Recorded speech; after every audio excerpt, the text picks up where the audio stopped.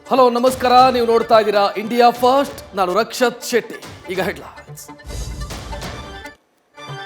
ರಾಜ್ಯದ ಶಾಲೆಗಳಲ್ಲಿ ಘೋಷವಾಕ್ಯದ ದಂಗಲ್ ಶುರುವಾಗಿದೆ. ಮೊರಾರ್ಜಿ ದೇಸಾಯಿ ವಸತಿ ಶಾಲೆಗಳಲ್ಲಿ ಜ್ಞಾನದೇ ಗುಲವಿದು ಕೈ ಮುಗಿದು ಒಳಗೆ ಬಾ ಅನ್ನೋ ಧ್ಯೇಯ ವಾಕ್ಯ ಚೇಂಜ್ ಆಗಿದೆ. ಮಕ್ಕಳಿಗೆ ಧೈರ್ಯವಾಗಿ ಪ್ರಶ್ನಿಸಿ ಇಂಥ ಸರ್ಕಾರ ಹೇಳಿಕೊಂಡಿದೆ. ಇದಕ್ಕೆ ಬಿಜೆಪಿ ಆಕ್ರೋಶ ವ್ಯಕ್ತಪಡಿಸಿದೆ. ಅಧಿಕಾರಗಳದ್ದೇ ತುಗಲಕ್ ದರ್ಬಾರ್ ಅಂತ ಜರೆದಿದೆ.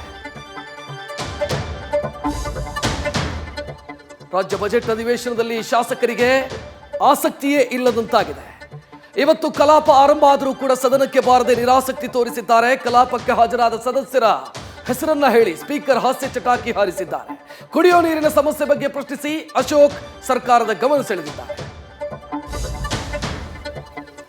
ರಾಜ್ಯದಲ್ಲಿ ರಾಜ್ಯಸಭಾ ಚುನಾವಣೆಯ ಲೆಕ್ಕಾಚಾರ ರಂಗೇರಿದೆ. 5ನೇ ಅಭ್ಯರ್ಥಿಯನ್ನ ಕಣಕ್ಕಿಳಿಸಿದ ದೋಸ್ತಿ ವಿರುದ್ಧ ಕೈ ರಣತಂತ್ರ ರೂಪಿಸ್ತಾ ಇದೆ. ಡಿಸಿಎಂ ಡಿಕೆಶಿ ಇಟ್ಟಿರೋ ಚೆಕ್ ಮೇಟ್ಗೆ ಎನ್ಡಿಎ ಮೈತ್ರಿಗೆ ಅಡ್ಡ ಮತದಾನದ ಆತಂಕ ಶುರುವಾಗಿದೆ. ಇತ್ತ ದೋಸ್ತಿ ನಾಯಕರ ಕ್ರಾಸ್ ವೋಟಿಂಗ್ ಕಸರತ್ತಿಗೆ ಡಿಕೆ ಟಾಂಗ್ ಕೊಟ್ಟಿದ್ದಾರೆ.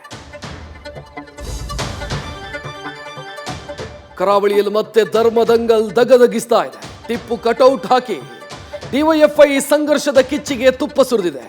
ಪೊಲೀಸರು ನೋಟಿಸ್ ಕೊಟ್ಟರೂ ಕೂಡ ಪಟ್ಟು ಸಡಿಲಿಸದೆ ಹೋರಾಟಕ್ಕೆ ಇಳಿದಿದೆ. ಇತ್ತ ಸೈಂಟ್ ಜೆರೋಸಾ ವಿವಾದದಲ್ಲಿ ಎಫ್ಐಆರ್ ತೆರವಿಗೆ ಕೇಸರಿ ಪಡೆಗಳ ಪ್ರತಿಭಟನೆ ಕಹಳೆ ಮೊಳಗಿದೆ. ಬೆಂಗಳೂರಲ್ಲಿ ಸರೋವರ ಕ್ರೆಡಿಟ್ ಕೋಆಪರೇಟಿವ್ ಬ್ಯಾಂಕ್ನಿಂದ ದೋಖಾ ನಡೆದಂತ ಆರೋಪ ಕೇಳಿಬಂದಿದೆ.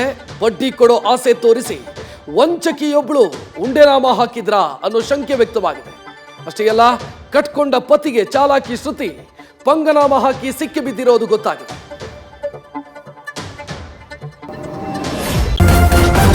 ನ್ಯೂಸ್ ಫಸ್ಟ್ ನಿರ್ಭೀತಿಯಿಂದ ನಿಮ್ಮ ಪರವಾಗಿ.